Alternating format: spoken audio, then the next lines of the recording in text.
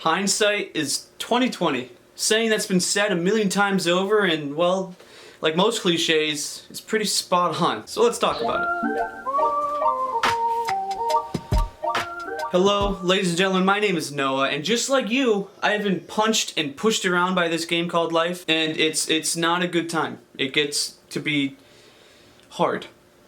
Now, we all experience hardships one way or another, and during this whole COVID-19 pandemic, it seems to be like there's more now than ever. Matter of fact, I actually just had an amazing conversation with one of my Twitch viewers, which, by the way, I stream every Tuesday, Thursday, and Friday afternoon, 7 p.m. Eastern Standard Time. The conversation was centered around the exact idea that we talked about in my last video, which was losing relationships while you embrace your individuality. Feel free to go check it out if you want, link down in the description. Now, I'm a firm believer in the idea that everything happens for a reason. That being said, with any given situation, there's always the learning point. It's the point where you look back and figure out how you can grow as an individual from that hardship. Good situations are the same exact way. Obviously, those feel good, so I'm trying to help you get through the tough ones because, well, they're the tough ones. And now I do want to preface this by saying what's difficult for one person may not be difficult for another person. I certainly have not had the worst life growing up. There are many people out there that are struggling a lot more than I am. What I'm going to be talking about is something that I have developed to do for myself over these last few years, and I feel that can be applied to almost any situation. Now, first and foremost, I want to address the fact that if you find yourself in any given stressful situation, it's okay to be stressed. Like, it's okay to be frustrated, emotional, annoyed, whatever. Hello, Boba. Now, what is just as important is that you don't dwell on it. It's normal to have emotions, yes. You're human, you're going to have emotions. But when you're sitting around thinking about the situation, dwelling on it, just pondering on what could have been, nothing good is going to come out of it. You're only going to keep thinking, why? I consider the idea of self-reflection to be crucial in growing developmentally as a human being. So when you're presented with a situation that you may not be fond of, there's a few steps that you can take to get to the learning point. Step one is looking at the situation and thinking, do I have control over this situation? And if you do, perfect, you're gonna move to step two. If you don't, no worries, don't fret, it's all good. You're just gonna jump down to step three. Step two is, what can I do to change the situation? Is there anything that I can do to manipulate the problem and address it and or fix it to get to a point of contentment? You might have to do some problem solving, some trial and error. You might have to be vulnerable. As long as you try to fix it and address it, you move on then to step three. Step three is where you finally find the learning point of that situation. Whether or not you simply addressed the issue and you still came out with an undesired outcome, or you genuinely fixed the issue and you have the desired outcome that you were looking for, either way, take a step back and think, how can I grow from this? What did I do? How can I move forward and become a better person? Now, whether that growth is knowledgeable, developmental, just emotional, or physical growth, there is always something to be learned from that situation. Now, I'm going to take these general practices and apply them to two Noah.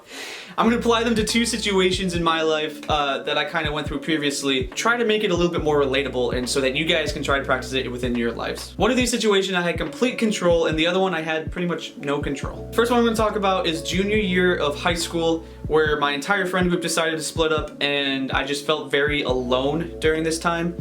And then the second one is sophomore year of college, where I almost failed out. Now, going through junior year of high school and breaking it down step by step, taking step one into account, I clearly did not have control of this situation.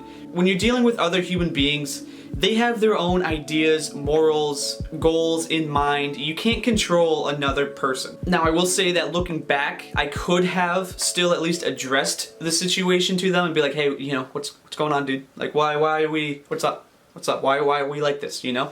But moving forward, the only thing that I can do is look back at the great memories that I had growing up with these guys and all the fun times that we enjoyed. Because we're dealing with people and we don't have control over people, we move to step three, which is finding the learning point. What I did learn from that situation was who I am and what I value in a friendship. I was able to take that situation, apply it to future relationships that I've developed over the years, and now my friendships are 1,000 times stronger than what that was. Moving on to the second situation where I did have control.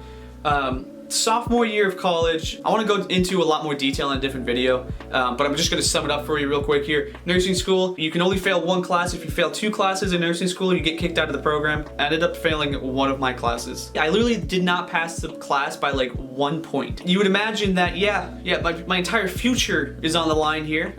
Definitely a very stressful situation. A lot of money involved. It's college, bro. It's friggin' expensive. But anyway, taking this same approach, applying it to this situation, we're going to look and go step-by-step analysis of the given circumstance. Step 1, did I have control of the situation?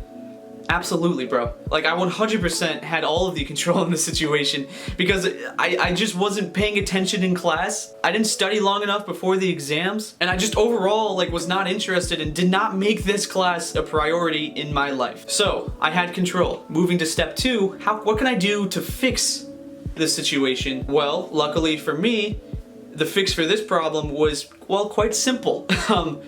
Just study more. Take better notes, study before the exams, make the class a priority, find something interesting in the content so that you are genuinely interested in it, and make it an important thing in my life. It was, I mean, pretty simple, Noah. Just do the work, bro. But moving forward to step 3, how can I take this circumstance, this exact scenario, and apply it to my future life and learn and grow as an individual? I do want to say that I consider this moment to be a groundbreaking milestone for me as a person. I really was able to develop prioritization skills and force myself to commit to something that I said I'm going to commit to. And it was just overall a huge milestone for self-discipline for me as a person. But from this experience, I was now able to set goals that I would commit to and stay in line with. But I can look at any list of things that I may want to do at this point and be like, okay, well, this one is clearly the most important. I should probably do this before I move down to this one. And now with every skill in life, this is going to take time and practice to develop. It's not natural for humans to take a bad situation and look for the good in it. And again, it's okay to have emotions, to be sad, angry, upset with the situation, whatever.